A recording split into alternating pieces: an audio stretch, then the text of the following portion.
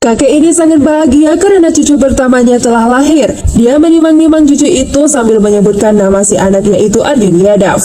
Dari kejauhan, ayah si bayi tersenyum. Lalu tak lama seorang perawat datang. Dia mengatakan jika cucunya itu perempuan, bukanlah laki-laki. Mendengar itu, kakek Loha ini hanya terdiam seperti tersambar petir, mematung tanpa sepatah kata pun keluar dari mulutnya. Seketika dia juga merasa lemas. Ayah si bayi ini pun kaget melihat ekspresi ayahnya yang seketika berubah ketika mengetahui anak itu perempuan. Nah, karena si bayi itu akan terjatuh, ayah bayi ini segera berlari untuk menyambut anaknya. Dan ketika si bayi terjatuh, laki-laki ini dengan cepat mengambilnya, sedang si Loha perlahan pergi dari rumah sakit itu tanpa sepatah kata pun. Nah, ketika keluarga ini pulang ke rumah, mereka semua tampak bahagia. Sedang si Loha telah menunggu di depan teras. Dia menyetopkan mereka semua, lalu memanggil istrinya itu untuk mendekat kepadanya. Ketika si istri akan mendekat kepadanya, si suami ini kemudian menghentikan istrinya dan meminta istrinya itu untuk datang padanya seorang diri. Maka si istri ini pun memberikan bayi itu kepada ibunya, lalu dia perlahan mendekati suaminya itu. Di sana si Loha bertanya pada anaknya, mengapa dia memberinya cucu perempuan, sedang dia hanya butuh cucu laki-laki di rumah itu. Mendengar itu, anak ini mendekati ayahnya dan mengatakan, itu semua butuh proses dan apa yang salah jika mereka punya anak perempuan. Si ayah tak terima, karena dalam persepsinya, anak perempuan itu pembawa aib. Mendengar itu, laki-laki ini menarik istrinya dan memperlihatkan kepada si Loha betapa lucu dan imutnya bayi itu. Tapi si Loha tak terima, dia ingin anak laki-lakinya itu memberinya cucu laki-laki. Lalu dia pun memberikan pilihan kepada anaknya itu, jika dia tidak mau memberinya cucu laki-laki, maka dia harus pergi dari rumah itu. Namun jika dia mau memberinya cucu laki-laki, maka mereka boleh tinggal bersamanya. Melihat sikap egois dari si ayah, laki-laki ini dengan terpaksa menolak keinginan ayahnya dan memutuskan pergi dari rumah itu bersama anak dan istrinya. Suami istri ini diusir karena memberi si kakek cucu perempuan.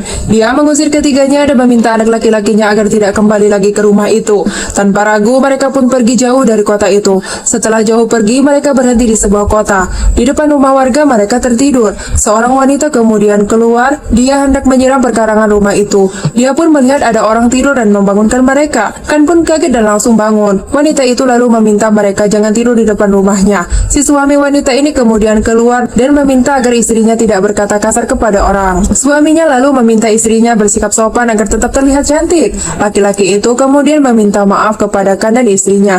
Namun ketika dia melihatkan secara tamat-tamat, dia mengenalinya. Di sana laki-laki ini langsung memberi salam kepada Kan. Dia bertanya apa yang terjadi pada mereka. Namun Kan tidak menjawab. Justru dia malah menanyakan mengapa Damru bisa ada di sana. Damru mengatakan bahwa itu adalah tempat orang tuanya.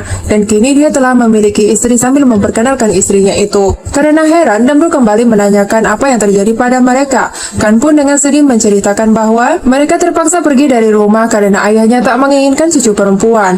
Mendengar itu, Damru terharu. Lalu dia pun memberikan tempat kepada Kan dan istrinya untuk sementara waktu. Di sana Damru mengatakan tempat ini bisa mereka tempati dan mereka tidak perlu memikirkan biayanya. Karena yang terpenting sekarang adalah keselamatan anak dan istrinya itu. Mendengar itu, kedua suami istri ini pun setuju untuk tinggal di sana. Wanita ini kewalahan karena anaknya menangis terus-menerus. Si suami lalu datang menanyakan mengapa anaknya menangis. Istri ini pun menjawab dia tidak tahu. Tapi sepertinya anaknya haus karena air susunya sudah kering akibat tidak makan dari kemarin. Mendengar itu, Kan langsung bergegas pergi ke toko untuk membeli susu. Si pemilik toko pun bergegas memberikannya sekantong susu. Namun ketika akan dibayar, Kan ternyata tak memiliki uang yang cukup untuk membayar susu itu. Maka dia terpaksa harus menjual perhiasan yang saat ini dia miliki. Maka pergilah Kan ke toko emas untuk menjual perhiasannya. Setelah menjual emasnya, Kan kembali ke toko ini dan membeli susu untuk anaknya. Besoknya ternyata si kakak Kan ini mencari-carinya. Dia menanyakan kepada setiap orang jikalau mereka melihat adiknya itu. Seorang laki-laki kemudian menunjukkan keberadaan Kan. Maka bergegaslah dia menuju rumah itu. Saat sampai di sana, dia sangat sedih melihat adiknya makan dengan seadanya. Menyadari ada orang yang datang, Damru langsung melihatnya dan kaget ternyata Ajay ada di sana melihat mereka makan. Kan pun ikut kaget tak menyangka jika Ajay mencarinya. Di sana akan menanyakan kepada kakaknya dari mana dia tahu keberadaannya. Ajay pun mengatakan jika dia mencarinya di setiap halte, lalu dia menanyakan kepada setiap orang yang mungkin melihat mereka. Ajay sangat bahagia dia bisa menemukan adiknya itu, lalu dia mengajak adiknya untuk pulang bersamanya, karena ibunya di rumah selalu memikirkannya dan tak henti-hentinya menangis. Namun karena ayahnya sangat marah kepadanya, kan menolak dan tetap ingin di sana. Karena kan tak mau pulang, Ajay akhirnya tak bisa berbuat apa-apa dan langsung berpamitan pulang. Saat Ajay pergi kan merasa sedih, dia meneteskan air matanya. Laki-laki ini bekerja keras banting tulang demi mencukupi kebutuhan anak dan istrinya di rumah. Dia rela menjadi kuli panggul pengangkat barang-barang itu demi sesuap nasi. Dan Damru pun kembali menemanikan untuk mencari pekerjaan lain setelah kerjaannya itu selesai. Hari demi hari kan akhirnya terbiasa dengan pekerjaan berat itu. Dia semakin kerja keras mencari nafkah untuk anak istrinya. Dan ketika dia selesai bekerja sebagai pengangkut barang di sebuah tempat, dia pun ke stasiun menjadi kuli panggul dan mengangkat semua barang-barang milik penumpang. Dan setelah 5 tahun berlalu, Damru masih setia menolongkan hingga suatu ketika mereka melihat sebuah poster besar. Di sana ada sebuah pengumuman tentang kompetisi gulat yang mana hadiahnya cukup besar. Kan sangat tertarik dan Damru saat itu mendukungkan, maka ikutlah kan dalam pertandingan itu. Nah, sebelum bertanding, kan pergi untuk mendaftarkan anaknya sekolah. Dan ketika sudah mendapatkan formulirnya, kan langsung pulang dan meminta istrinya untuk mengantar anaknya ke sekolahan besok pagi demi mengikuti tes, sedang dia bersama Damru pergi untuk mengikuti kompetisi ini. Nah, ketika sudah berada di tempat kompetisi itu, kan maju bersama rombongan yang lain. Tapi tiba-tiba Damru berubah pikiran. Dia takut jika kan akan kalah dan membuat dirinya dalam bahaya. Tapi kan percaya diri, sehingga dia pun maju melawan pertarungan yang kuat ini. Dalam pertarungan itu kan sempat kalah. Namun ketika dia mengenang semua perkataan sang ayah, kan bangkit dan mengalahkan lawannya. Dia mengerahkan sisa tenaganya itu hingga sambil menahan sakit akibat pukulan yang mematahkan tulang rusuknya, dia pun dinyatakan sebagai pemenangnya. Sedang di sini si anak pun berhasil mengikuti tes sekolahnya, dan si anak pun akhirnya dapat bersekolah di sekolahan terkenal itu. 15 tahun berlalu kan senang karena anaknya kini telah kuliah di sebuah kampus ternama. Dia ingin merayakan kebahagiaan itu bersama Damru dengan memberinya sebuah kue. Mendengar bahwa Pinky telah diterima kuliah, Damru sangat bahagia. Dia pun keluar sambil bernyanyi. Kan dan istrinya lalu duduk dan minum berdua. Mereka merayakan kebahagiaan mereka itu. Nah, suatu hari ketika Ken ini bekerja mengangkut barang seperti biasanya, dia tak sengaja melihat anaknya berpacaran dengan seorang pria. Kan sangat kaget dan dia merasa kecewa. Kan langsung pulang dan menceritakan hal itu kepada istrinya. Istrinya mencoba menenangkan Kan, dan tak begitu lama Pinky pulang diantar oleh pacarnya. Saat tiba di dalam rumah, ibunya sangat marah dan menampar Pinky. Dia memarahi Pinky karena telah mengecewakan mereka. Ibunya kecewa karena Pinky bukannya belajar dengan benar, tapi malah berpacaran. Pinky tak terima dimarahi seperti itu. Kan kemudian melerai mereka dan meminta Pinky duduk bersamanya. Di sana Kan dengan lembut mengatakan jika mereka tidak menyalahkan cintanya itu, tapi mereka menaruh harapan besar kepada Pinky agar dia bisa belajar dengan baik dan menjadi orang yang pandai. Si anak tak terima dan menolak nasihat ayahnya karena dia merasa selama ini dia selalu belajar dengan keras bukan untuk dirinya tapi untuk kebahagiaan kedua orang tuanya. Mendengar itu Kan betul-betul kecewa, lalu dia pergi meninggalkan rumah itu. Damru yang melihat kesedihan di wajah Kan mencoba menyadarkan Pinky bahwa selama ini ayahnya telah bekerja keras untuknya. Dengan begitu ayahnya pun menaruh harapan agar anaknya yang dia sayangi dapat menjadi anak yang berguna dan dapat membanggakan keluarganya. Damru lalu mengajak Pinky ke tempat Kan bekerja. Di sana Pinky melihat betapa susahnya si ayah dalam mencari uang demi menyekolahkan anaknya dengan harapan agar kelak anaknya ini menjadi anak yang sukses. Nah, ketika melihat si ayah susah, Pinky menangis. Dia kemudian lari membantu ayahnya mendorong gerobak itu.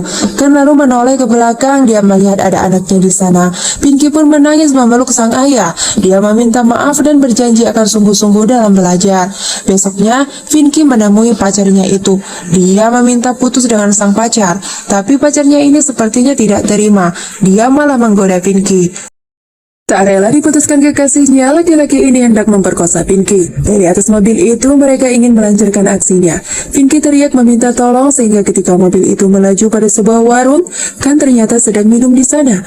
Dia melihat anaknya diganggu oleh laki-laki jahat itu, maka dia pun segera lari untuk mengejar anaknya. Dari atas mobil, Pinky terus teriak sambil menghalangi laki-laki itu. Kan terus mengejar mobil itu lalu dengan segera menyelamatkan anaknya. Dengan marah Kan menghajar pemuda-pemuda itu satu persatu hingga tak tersisa satupun dari mereka. Nah, sejak hari itu Pinky belajar dengan giat untuk membahagiakan kedua orang tuanya, sehingga dia pun mampu lulus dengan nilai terbaik di kampusnya. Nah, ternyata secara diam-diam Loha ini mengetahui informasi itu dari pelayannya. Pelayan ini mengatakan jika cucunya itu telah lulus kuliah dengan nilai terbaik. Mendengar itu, Loha ini bahagia sekali. Dia pun ikutan bangga kepada cucu perempuan yang selama ini tidak dianggapnya itu. Nah, sehingga pada saat acara penghargaan, Loha pun berusaha untuk datang. Dan ketika Pinky dipersilakan untuk menyampaikan kata sambutannya, dia mengucapkan terima kasih kepada semua orang, salah satunya ayah dan ibunya. Selain itu, dia juga sangat berterima kasih kepada nenek dan kakeknya yang belum pernah dia temui. Mendengar itu, seorang panitia kemudian menanyakan siapa nama kakeknya itu. Pinky dengan percaya mengatakan,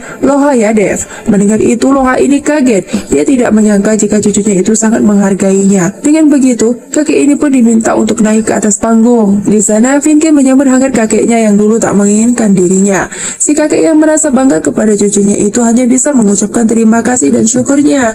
Dan tak lama, Kan dan istrinya ini pun diminta untuk maju ke depan. Di sanalah akhirnya Kan bersama ayahnya ini pun bertemu. Di saat seperti itu, si ayah akhirnya meminta maaf karena dia sudah egois kepada mereka. Kan pun tentu memaafkan ayahnya, dan dia pun merasa bahagia karena sejauh ini dia telah berhasil merubah persepsi sang ayah tentang wanita yang menurutnya pembawa aib. Di sana Kan membuktikan kepada ayahnya bahwa tiap-tiap anak adalah anugerah untuk kedua orang tuanya dan untuk keluarganya, sehingga tidak ada pembeda di antara keduanya, karena jika laki-laki adalah raja maka wanita adalah ratunya. Dan film pun selesai.